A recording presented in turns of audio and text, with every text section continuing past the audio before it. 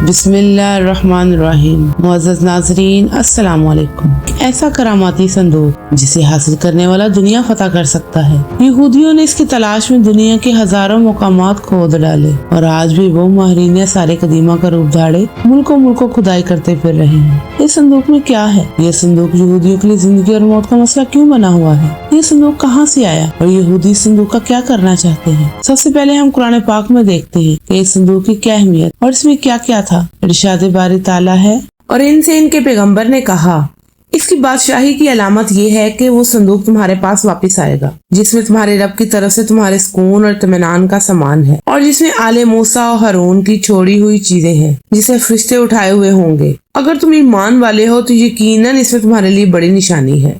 یہ شمشاد کی لکڑی کا ایک صندوق تھا جو حضرت آدم علیہ السلام پر نازل ہوا، اور بعض کہتے ہیں کہ حضرت آدم علیہ السلام جنت سے اپنے ساتھ اس کو لائے تھے اور آپ کی آخری زندگی تک آپ کے پاس رہا۔ پھر یہ بطور میراث حضرت شیس علیہ السلام کو ملا، یہاں تک کہ یہ حضرت یعقوب علیہ السلام تک پہنچ گیا، اور آپ کے بعد آپ کی اولاد بنی اسرائیل کے قبضے میں رہا، اور اس کے بعد حضرت موسیٰ علیہ السلام کو مل گیا۔ تو آپ علیہ السلام اس میں تورات مبارک، اپنا عصا مبارک اور اپنا خاص سامان رکھنے لگے۔ یہ بڑا ہی مقدس اور بابرکت صندوق تھا۔ جب بنی اسرائیل کفار سے جہاد کرتے تھے تو کفار کے لشکروں کی کثرت اور ان کی شان و شوکت دیکھ کر ان کے سینوں میں دل دھڑکنے لگتے، تو اس صندوق کو اپنے آگے رکھ لیتے تھے۔ اس صندوق سے ایسی رحمتوں اور برکتوں کا ظہور ہوتا کہ مجاہدین کے سینوں میں لرزتے ہوئے دل پتھر کی چٹانوں سے بھی زیادہ مضبوط ہو جاتے تھے، اور جس قدر صندوق آگے بڑھتا تھا تو مجاہدین کو فتح مبین حاصل ہو جایا کرتی تھی۔ بنی اسرائیل میں جب بھی کوئی اختلاف پیدا ہوتا تو وہ لوگ اسی صندوق سے فیصلہ کرواتے تھے، اور جب کبھی کوئی آسمانی آفت ان پر آتی تو وہ اس صندوق کو وسیلہ بنا کر دعائیں مانگتے تھے، اور ان کی دعائیں مقبول بھی ہوتی تھی، اور اس طرح ان سے بلائیں، مصیبتیں اور وبائیں ٹل جایا کرتی تھی۔ مگر جب بنی اسرائیل طرح طرح کے گناہوں میں ملوث ہو گئے تو ان کے بدعمالیوں کے نحوست سے ان پر خدا کا غضب نازل ہوا، اور قوم عمالقہ کے کفار نے ایک لشکر جرار کے ساتھ جلوت نے ان پر حملہ کر دیا۔ ان کافروں نے بنی اسرائیل کا قتل عام شروع کیا اور ان کا قتل عام کر کے ان کی بستیوں کو روند ڈالا، عمارتوں کو توڑ پھوڑ کر پورے شہر کو تہس نہس کر ڈالا، اور اس متبرک صندوق کو بھی اٹھا کر ساتھ لے گئے، اور اس مقدس تبرک کو انہوں نے نجاسوں کے کوڑے خانے میں پھینک دیا۔ اور اس بے ادبی کا قوم عمالقہ پر یہ وبال پڑا کہ یہ لوگ طرح طرح کی بیماریوں اور بلاؤں کے ہجوم میں جھنجھوڑ دیے گئے، اور قوم عمالقہ کے 5 شہر بالکل برباد اور ویران ہو گئے، یہاں تک کہ ان کافروں کو یقین ہو گیا کہ یہ صندوق کی بے ادبی کا ہی عذاب ہم پر پڑ گیا ہے۔ چنانچہ ان لوگوں نے صندوق کو ایک بیل گاڑی پر لاد کر بیلوں کو بنی اسرائیل کی بستیوں کی طرف ہانک دیا۔ پھر اللہ پاک نے 4 فرشتوں کو مقرر فرما دیا جو اس مبارک صندوق کو بنی اسرائیل کے نبی حضرت شمول علیہ السلام کی خدمت میں لائے۔ اس طرح بنی اسرائیل کو ان کی کھوئی ہوئی نعمت دوبارہ ان کو مل گئی، اور یہ صندوق ٹھیک اس وقت حضرت شمول علیہ السلام کے پاس پہنچا جب شمول علیہ السلام طلوت کو، جو کہ ایک نیک انسان تھے، بنی اسرائیل کا بادشاہ بنانا چاہتے تھے، جبکہ بنی اسرائیل حسب معمول سرکشی اختیار کیے ہوئے تھے۔ آخر کار قوم کے سرداروں نے جان چھڑانے کی خاطر حضرت شمول علیہ السلام سے مطالبہ کیا کہ اگر وہ سچے نبی ہیں اور چاہتے ہیں کہ ہم ان کا حکم مانیں تو وہ دعا کریں کہ ان کا مقدس صندوق تابوت سکینہ ان کو واپس مل جائے۔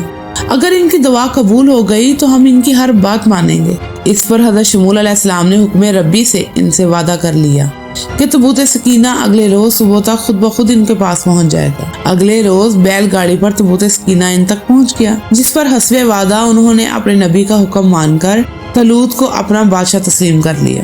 تابوت سکینہ واپس ملنے کے بعد اس قوم کے حالات میں ایک بار پھر بہتری آنے لگی، لیکن ان کے اعمال وہی رہے۔ پھر حضرت داؤد علیہ السلام کا دور آیا۔ اس وقت تک یہ قوم خانہ بدوشوں کی سی زندگی گزار رہی، اور تابوت سکینہ کو بھی ایک خیمہ میں ہی رکھا ہوا تھا۔ حضرت داؤد علیہ السلام نے ان کے لیے ایک عبادتگاہ تعمیر کرنے کا ارادہ کیا، جسے ان کے بعد ان کے بیٹے حضرت سلیمان علیہ السلام نے بیت المقدس کے مقام پر عظیم الشان عبادتگاہ کی شکل میں تعمیر کیا۔ حضرت سلیمان علیہ السلام کی وفات کے بعد ان کی انگوٹھی مبارک بھی اس تابوت میں محفوظ کر دی گئی۔ لیکن بنی اسرائیل ایسی قوم تھی جو ہر زمانے میں کسی نہ کسی بڑی برائی میں مبتلا ہو جاتے تھے۔ انہوں نے پیغمبروں کے تذلیل کا کام بھی شروع کر دیا، اور حضرت زکریا علیہ السلام کو آرے سے چیر ڈالا، اور ان کے بیٹے یحییٰ علیہ السلام کو بھی بے دردی سے قتل کر دیا۔ لہٰذا اللہ کی طرف سے بادشاہ بخت نصر ان پر قہر بن کر نازل ہوا۔ بخت نصر نے یروشلم پر حملہ کر کے پورے شہر کو تباہ و برباد کر دیا۔ 5 سے 6 لاکھ یہودیوں کو قتل کر دیا گیا۔ اس تباہی کے نتیجے میں تابوت سکینہ کہیں غائب ہو گیا، اور آج تک اس کا پتہ نہ چل سکا۔ آج یہودیوں کو 2000 سال بعد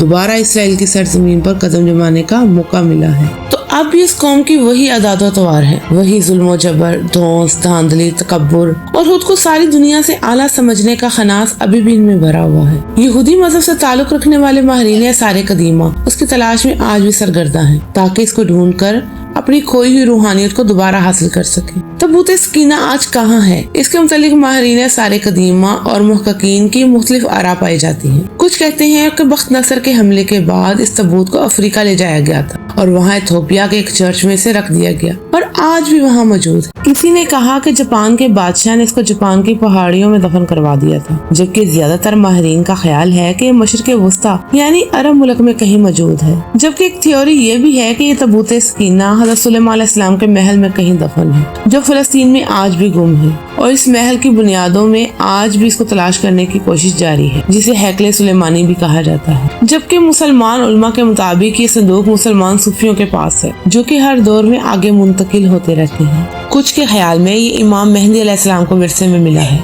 जो कि कुर्बे क़यामत इसको लेकर जाहिर होंगे और इस तबूत सकीना के जरिए आले यहूद पर फतह हासिल करेंगे।